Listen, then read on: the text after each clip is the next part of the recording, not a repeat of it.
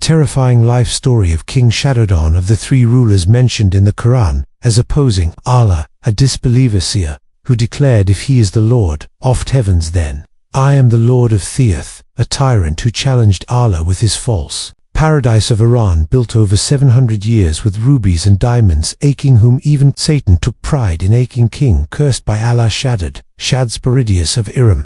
A story not mentioned in any other holy book is only revealed in the Qur'an. Remarkably, researchers have discovered what they believe to be Iram, revealing yet another miracle of the Qur'an.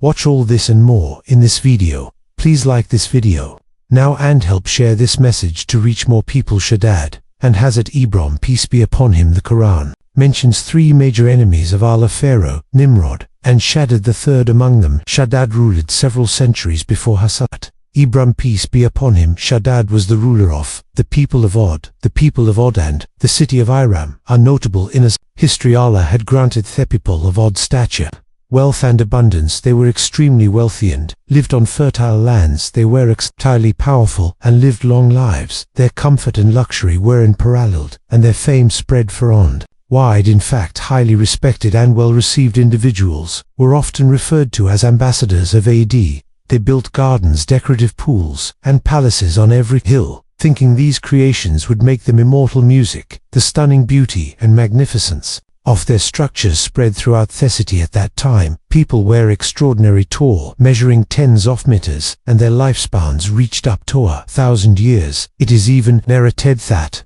during the era of the companion Sahaba, when they came across the remains of some individuals, they had to walk for several meters just to reach the knees of these giants. Many scholars of the Qur'an believe that the people of Ad were a generation that came a few generations after the flood of Prophet Noah, peace upon him. This idea is supported by the Qur'an, which states, but after them came generations who neglected prayer and followed their desires. They will face the consequences of their rebellion.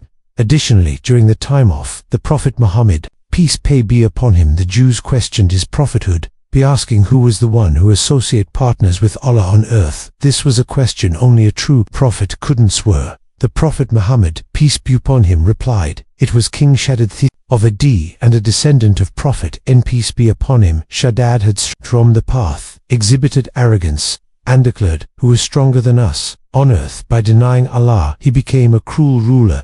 Shaddad, Allah sent Prophet Hud, peace be upon him, to the region where Shaddad ruled. Prophet Hud is one of the prophets mentioned in the Qur'an. When he came to the people of Ad, or to deliver the message of truth, the dispeller of Ingilders among them said, we see you as Aful, and we think you are one of the. In response, Prophet Hud, peace be upon him, said, O my people, I am not a fool, but rather, I am a messenger from the Lord of the worlds. I deliver to you revelations of my Lord, and I am a trustworthy advisor to you. They replied, O Hud, you have not brought us any clear sign, and we will not abandon our God's aid to your word, nor will we believe in you thinnly. The only thing we can say is their tone of our gods has afflicted your minleter. Prophet Hud, peace be upon him, said, if you fulfill the commands of Allah, he promises you palaces under which rivers flow. Abandon polytheism, stop worshipping Shad, do not worship anyone other than Allah, and follow me. I do not ask you for any reward. My reward is only with Theon, who created me. Upon hearing this, Shaddad ordered, bring me this so-called Prophet Hud.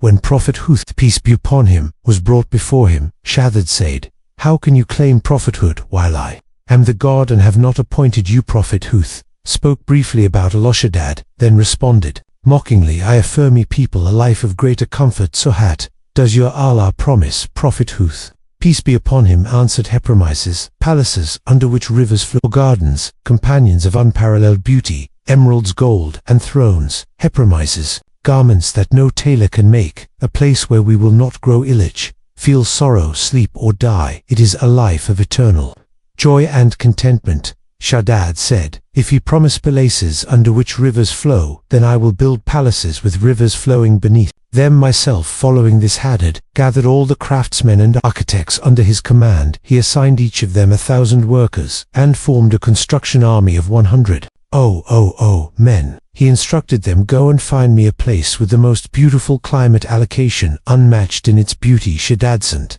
out orders to his men across all kingdoms, commanding them to collect all gold, silver, pearls, and rubies they could find. He also demanded fragrant materials like musk and saffron to be gathered for the construction of his fools. Paradise. It is said that during that time, if something was put up for sale, there wasn't enough wealth left to buy it. The people were pushed to such desperation that they began raiding graves to retrieve gold and silver from dead music. At last Shaddad achieved his desire. He built a city like no other. The bricks were mixed with silver, and the domes were adorned with red rubies along the instead of sand and stones, pearls were scattered. The soil of the beaches was covered with musk, and saffron was spread throughout the surrounding areas. Along the banks of the rivers, decorative vetters, made of green gems, were planted with leaves of red, gold and flowers of silver. Special nests for various birds were built, and these nests were filled with the scents of musk and amber. Around the city, hills made of musk and amber were constructed. When a gentle breeze blew,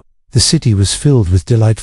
When sunlight hit the city's gold, silver and precious gems caused a dazzling brilliance that blinded thighs. The most handsome men and beautiful women from every region were placed in palaces built within the city. It is said that the construction of this false paradise took 700 years to complete. Shaddad then said to Prophet Huth, peace be upon him, come and see my paradise. Is it equal to the paradise you speak of, or not? Prophet Huth, peace be upon him, replied, O unfortunate one, you speak with arrogance, relying on your power and kingdom. Do you not fear Allah? Do you know what your end will be? Shaddad responded, no one can destroy this placid houses are already at the foothills of mountains because they draw strength from the mountains. They are far more robust and equipped to withstand any earthquake. Shaddad's ultimate goal was to make all the people of the earth submit to him. He wanted his saint statues to be worshipped, and showed no mercy to those who disobeyed his commands, subjecting them to all forms of tyranny and depression. He built the gardens of Iram of the pillars to rival Allah and serve as an alternative to paradise. However,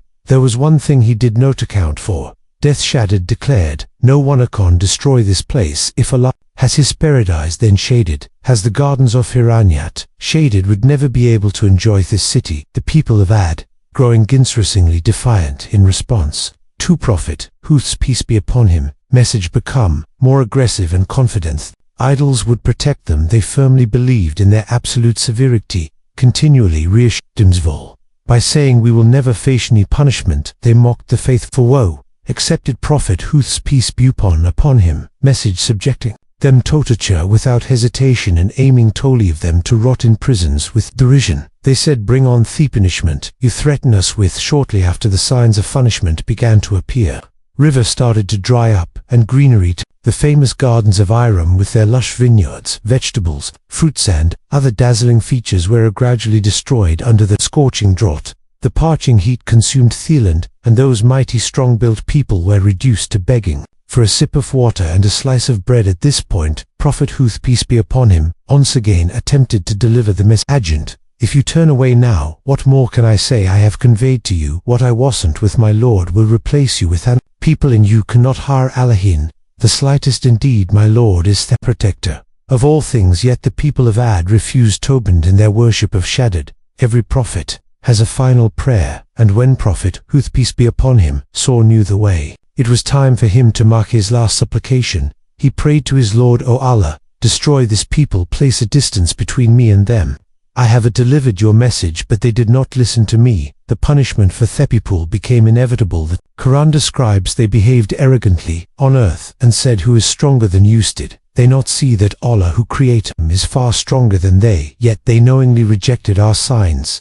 The destruction of the people of Odi and Thedith of Shaddad. One day, Gil Gabriel, peace be upon him, came to Prophet Ibrahim, peace be upon him, with a revelation. There is a cave within this mountain, and inside it lies one of the great testimonies of Allah. Go to that cave. Prophet Ibrahim, peace be upon him, entered. Thokaven saw a grave. This grave belonged to Shaddad, the ruler of the people of Adon. The grave, he noticed 70 silk coverings approaching the grave. He saw an epitaph written by Shaddad himself. Thines read, take a lesson from me, O those who are proud of their long lives, O those who believe in their grandeur and strength, O those who rely on their wealth and armies, know that I am Shaddad, son of Odi. I used to rely on my power and wealth. I thought the world belonged to me. The rulers of the world would submit to my command out of fear. Huth, peace be upon him, came and found you simist in arrogance. He called us to his religion, but we trusted in our strength, and dismissed his words, rebelled against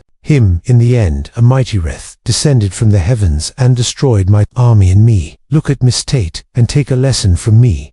The people of Adi and Shaddad were destroyed within 7 to 8 days by violence in hurricanes and storms following Theckerus of Prophet Huth, peace be upon him, Angel Michael, peace be upon him, knows the exact measure of rain that falls, or the intensity of winds in every place. Yet on that day the hurricanes and winds sent to the people of Od were beyond the calculation of the Angle-Sently. Allah knew their force. These mighty people, over 40 meters tall, buried their feet deep into the ground to avoid being swept away by the storm. Yet Allah to demonstrate His power destroyed them by hurling their enormous bodies back and forth, with the raging winds leaving notaries of their defiance. Shaddad played the leading role in one of history's greatest destructions. In reality, he and his people were facing the worldly consequences of their arrogance and defiance against Allah. The Qur'an describes this event as follows: it left nothing it came upon without reducing it, O ruins, blowing it away like ashes.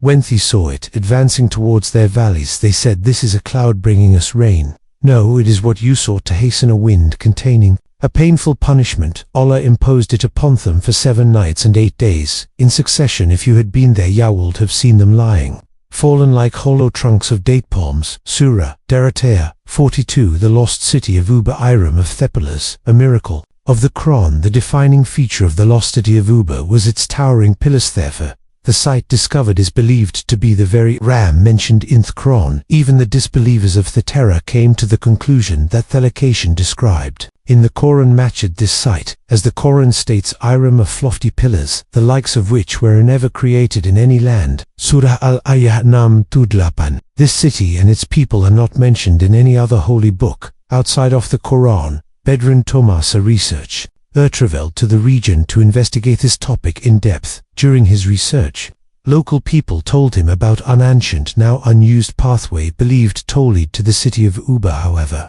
Thomas passed away before completing his discovery, and the topic remained dormant until the 1990s. In 1991, of the world's leading whispers published a headline, Atlantis off the Sands, the city of Uba. Found documentary filmmaker Nicholas Clappery opened the case, and inspired by Thomas's notes, began an intensive search for the legendary city of Iram. He even sought assistance from NASA, using satellite technology to capture images of the region and analyze the intersection of ancient trade routes in detail. A map drawn by Claudius Ptolemy, a Greek geographer from Egypt, showed ancient routes leading to a forgotten city. By comparing these routes with NASA's satellite images, it was claimed that the remains thought to belong to the people of AD had been located. Excavations began, and at a depth of 12 crater fragments believed to be from the city of Iram started to emerge. Expertlight. The most striking feature of this discovery, the city's massive on pillars. The Quran references city, saying, have you not seen how your Lord dealt with Ad with Iram, who had lofty pillars, the likes of whom had never been created in any land. Surah Al-Ayah 6-8. The fact that only the Quran mentions this city is itself a miracle. It shatters the false claim by Christians and Jews that the Quran borrowed from their scriptures. The Quran contains many examples and corrections that are not found in other books in this channel. We also explore such verses and hadiths in detail. Even Simeon, like Shaddad, who built the extraordinary city of Iram, filled with every worldly pleasure and delight, left this world in regret. If we do not want to experience such remorse in our finer moments, we must reflect on our lives and make necessary changes. May Allah save us from being among those who regret. At Thindaman, if you feel alone even among the planets of the universe, this channel is perfect for you to ensure this video doesn't get lost in the vast ocean of YouTube and reaches more viewers like you. Your support is crucial. Every new subscriber helps this message reach another heart. Don't forget to like, subscribe and comment to support our work. You can also